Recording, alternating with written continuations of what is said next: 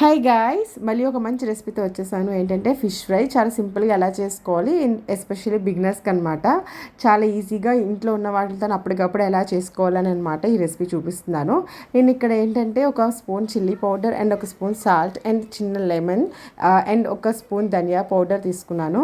And ఒక spoon ఏమో chicken masala కానీ ఫిష్ మసాలా ఏది ఉంటే అది అవైలబుల్లో ఉన్నది మిక్స్ చేసుకోండి చాలు. అండ్ కర్రీ లీవ్స్ కూడా యాడ్ చేసుకోండి, కొంచెం కొరెండర్ లీవ్స్ కూడా కొంచెం చిన్న చిన్నగా కట్ చేసుకుని అవి కూడా యాడ్ చేసుకోండి. అండ్ రెడ్ కలర్ అనేది ఆప్షనల్, మీరు ఫుడ్ కలర్ వేసుకోవాలనుకుంటే వేసుకోండి, లేకపోతే లేదు. సో ఇక్కడ నేను వేయలేదు ఎందుకంటే పిల్లలు పెడతాను కాబట్టి. సో అన్నీ నేను ఇక్కడ ఇలా కట్ చేసుకొని మొత్తం మిక్స్ చేసుకున్నాను అనమాట. పేస్ట్ లాగా ఫస్ట్ ఫామ్ చేసుకోవాలి. అండ్ సాల్ట్ ఏవైనా మనకి కొంచెం ఎక్కువ తక్కువ ఉంటే అడ్జస్ట్ చేసుకోవచ్చు.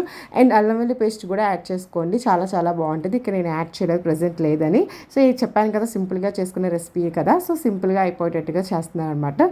అండ్ ఇక్కడ వీటితో కొంచెం ఒక ఆయిల్ కూడా మనం ఇక్కడ యాడ్ చేసుకొని మంచి పేస్ట్లా చేసుకోవాలి. ఆయిల్ యాడ్ చేసుకొని జస్ట్ ఇలాగా కొంచెం బాగా మిక్స్ చేసుకొని మనం ఇక్కడ కట్ చేసుకున్న ఫిష్ పీసెస్కి మొత్తం మంచిగా పేస్ట్ అనేది అప్లై చేయాలి. ఇలా మొత్తం ఎక్కడ ఇది లేకుండా మొత్తం పేస్ట్ అనేది బాగా పెట్టుకోవాలి. నేను ఇలా అన్నిటికీ ముక్కలన్నిటికీ ఇలా పెట్టుకొని ఇక్కడ పక్కన పెట్టుకున్నాను. ఇలా అంతా అయిపోయిన తర్వాత మనం ఫిష్ ఫ్రై చేసి ఒక గంట ముందు ఈ మిశ్రమం అనేది మనం ఇలాగ బాగా పెట్టుకుంటే చాలా బాగుంటుంది.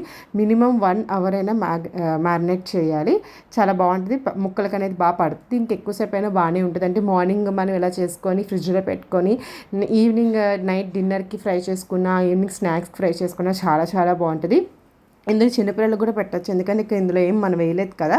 సో అందుకని చాలా చాలా బాగుంటుంది. అండ్ అట్లీస్ట్ 1 అవర్ అయినా మనం బాగా మ్యారినేట్ చేయాలి ఫిష్ పీసెస్ అనేది. సో ముక్కలు బాగా పడుతుంది. ఇలా చేసిన తర్వాత నేను ఇక్కడ ఒక కళాయి తీసుకొని ఆయిల్ యాడ్ చేసుకొని బాగా వేట్ చేసుకున్న తర్వాత లో ఫ్లేమ్లోని కొంచెం మిడ్ ఫ్లేమ్లో మధ్యలో పెట్టుకొని ఇలా ఫిష్ పీసెస్ అనేవి యాడ్ చేసుకొని ఒకటి తర్వాత ఒకటి ఇలా బాగా ఫ్రై చేసుకోవాలి.